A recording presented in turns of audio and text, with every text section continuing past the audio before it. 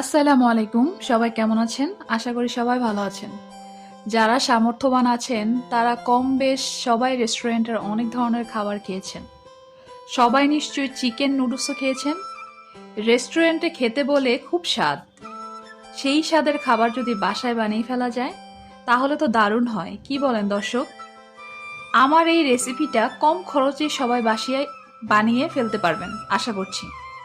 চলুন দেরি না করে ঝটপট বানিয়ে ফেলি ভেজাল মুক্ত একেবারে অথেন্টিক খাবার রেস্টুরেন্টের সাথে বাসায় বানানো চিকেন নুডলস। হ্যালো এভরিওয়ান, আমার ইউটিউব চ্যানেল বা ফেসবুক পেজে আপনাদের স্বাগতম জানাই। দেশে অথবা বিদেশে আমার ভিডিও যারা যারা আজকে নতুন দেখছেন তারা দেরি না করে সাবস্ক্রাইব বা ফলো দিয়ে আমার রান্নাঘর পরিবারে যুক্ত হয়ে যান। প্রথমে 4টা মিস্টার নুডলসের প্যাকেট ছিঁড়ে নিয়ে নিলাম। মিস্টার নুডলস সিদ্ধ করে পানির কল ছেড়ে ভালো করে ধুয়ে নিলাম। এখন কাটার মেশিন দিয়ে একটি গাজরকে কুচি কুচি করে কেটে নিব। একটি লেবুকে কেটে 4 পিস করে নিলাম। কিছু ধনিয়া পাতা কুচি কুচি করে কেটে নিব। কিছু লাল সবুজ মরিচ কেটে কুচি কুচি করে নিব।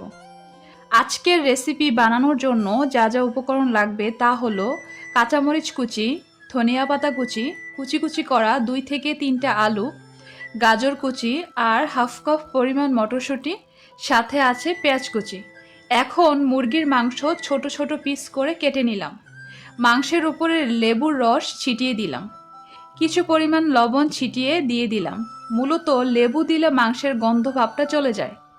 এখন রেসিপি তৈরি করার পালা। গ্যাসের চুলা অন করে তাতে কড়াই বসিয়ে পরিমাণ মতো তেল ঢেলে দিলাম। তেল গরম হয়ে আসলে লেবু মাখানো মুরগির মাংসগুলো একে একে দিয়ে দিলাম। অতঃপর নেড়েচেড়ে নিব।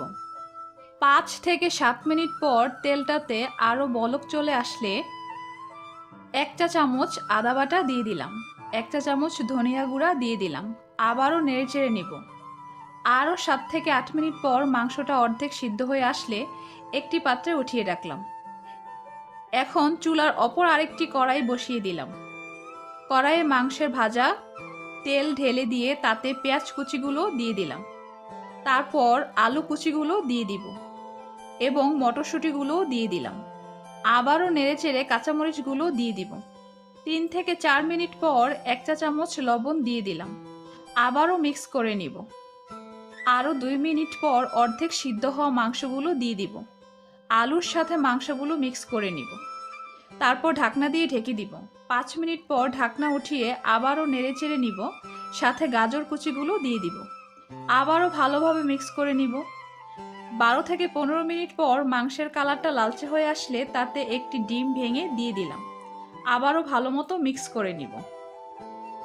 ডিমটা ঝুরা ঝুরা হয়ে আসলে তাতে সিদ্ধ করা সম্পূর্ণ নুডলসটা দিয়ে দিলাম। আবারও নেড়েচেড়ে মিক্স করে নিব। 5 মিনিট পর নুডলসের প্যাকেটে যে মশলা থাকে তা ছিটিয়ে দিলাম। এখন ভালো মতো মশলাটা নুডলসের সাথে মিক্স করে ফেলতে হবে। আরও 7 থেকে 8 মিনিট পর দেখা যাবে নুডলসটা তৈরি হয়ে গেছে। তার উপরে কিছু ধনিয়া পাতা কুচি দিয়ে নেড়ে চেড়ে একটি সাদা পাত্রে কড়াই থেকে উঠিয়ে রাখলাম।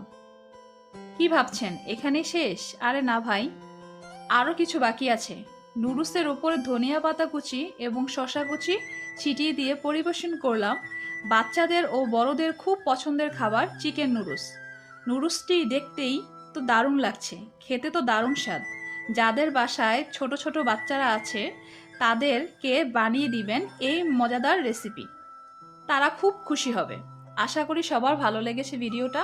সবার যদি ভিডিওটা দেখে ভালো লাগে তাহলে তাড়াতাড়ি বেশি বেশি লাইক, কমেন্ট আর শেয়ার করুন। ধন্যবাদ সবাইকে।